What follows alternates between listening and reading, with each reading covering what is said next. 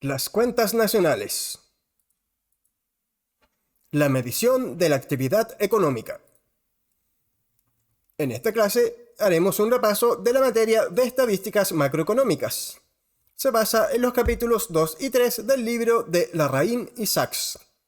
La materia: PIB, Producto Nacional Bruto y variables per cápita, y la relación entre inversión y ahorro. Las cuentas nacionales registran los niveles agregados de producto, ingreso, ahorro, consumo e inversión de la economía.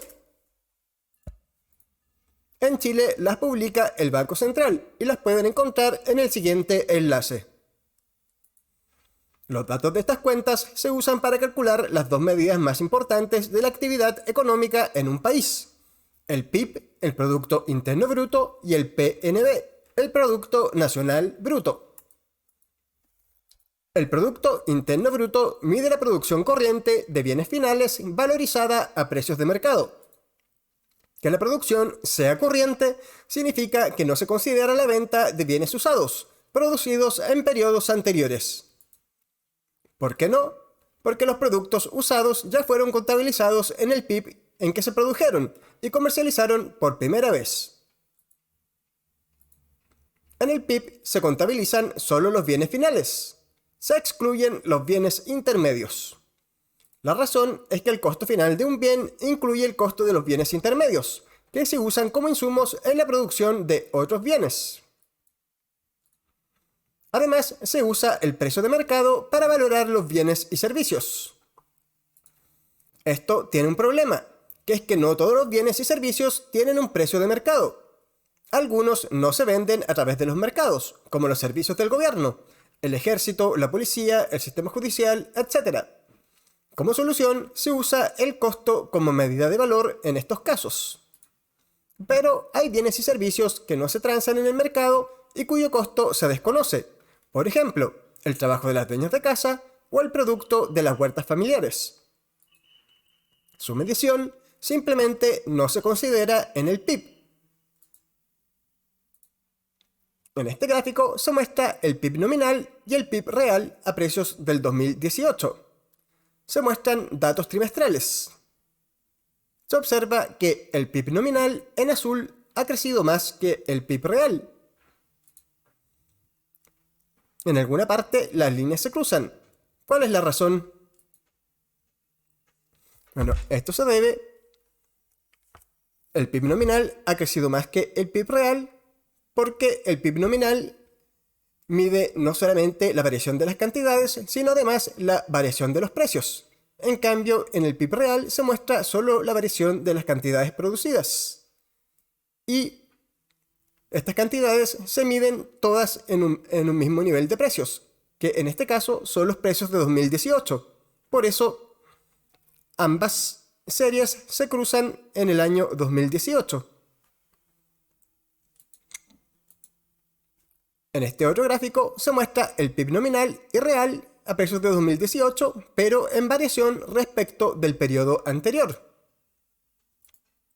Este cálculo elimina el componente estacional de la serie, que se aprecia en el gráfico anterior. Se observa que en cierto periodo del año el PIB aumenta y después tiende a disminuir. Este comportamiento cíclico es el componente estacional de la serie temporal. En este otro gráfico se muestra el PIB per cápita real, donde el PIB per cápita es el PIB total dividido por la cantidad de población. En este caso se trata de datos anuales. Además, se muestra el PIB per cápita ajustado por PPA. En rojo se muestra esta medición, mientras que en azul se muestra el PIB per cápita real. ¿Qué es la PPA o PPP por sus siglos en inglés? ¿Y qué implica?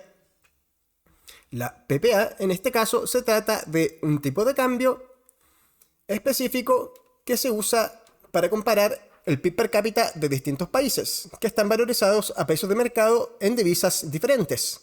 Para poder comparar estos PIBs per cápita se deben transformar las unidades a la misma divisa, en este caso el dólar PPP o PPA, donde las diferencias de poder adquisitivo han sido tomadas en cuenta al momento de comparar los datos. El PIB se puede medir de 4 maneras. 1. Como la suma de las compras finales en la economía, lo que se conoce como el gasto del PIB. 2. Como la suma del valor agregado de todas las empresas de la economía. 3.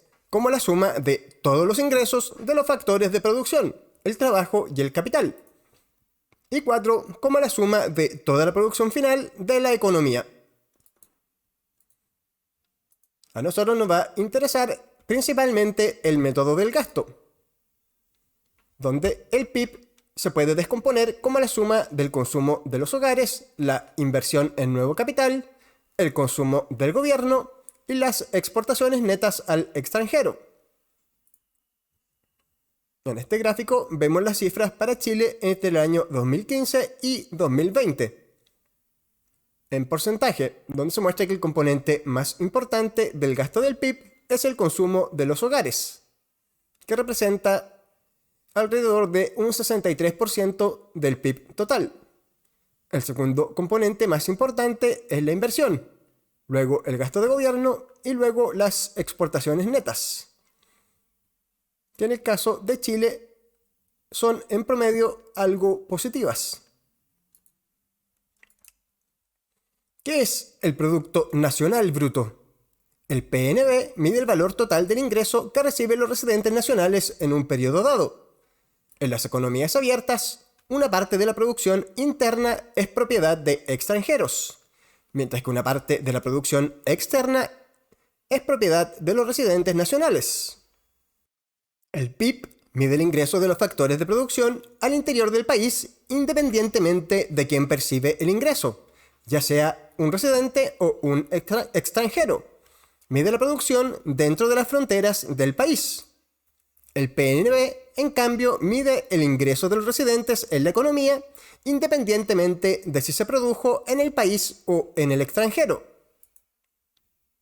¿Qué agregado es mayor, el PIB o el PNB? Estas variables suelen ser similares, pero uno puede ser mayor o menor que otro dependiendo de cada caso en particular.